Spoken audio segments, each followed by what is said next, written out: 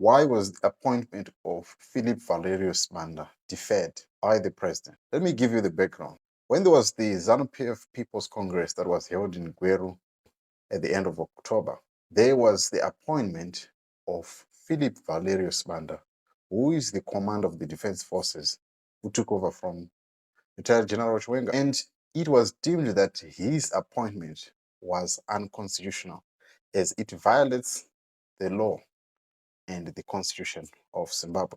The legal minds started probing in their thoughts on social media. We saw even the likes of Wopo Chimono saying, look, this is unconstitutional and it needs to be reversed. However, Professor Jonathan Moy, as you know him, maybe is keen to come back to ZANU-PF.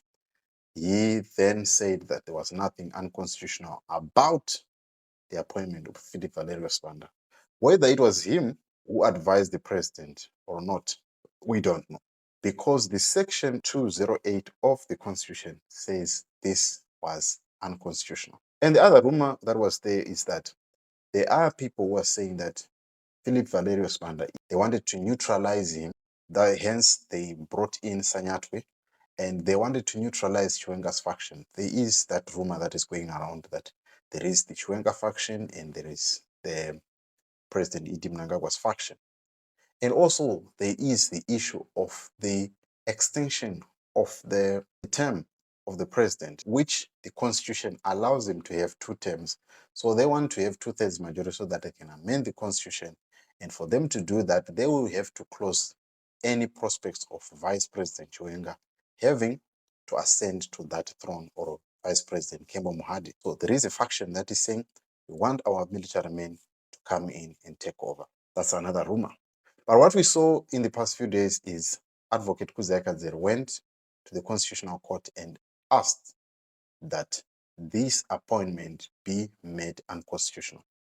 But that was before the statement by the president, who came out and said there was nothing wrong with the appointment and said that he would be allowed to come and contribute in the Politburo, but only he is not allowed to vote. But we will be there to monitor that. Anyway, that's a thought for another day. But what do you make of this move by the president? Do you think he was hamstrung by the constitution, or he was hamstrung by the faction inside the party that has said, stop this? Because we've seen in the past week that there was that statement to say, if you're plotting against me, I'll be the first one to know. I'd love to hear your thoughts. Is it the constitution that pushed, or it is the faction inside the party? See you on the next video.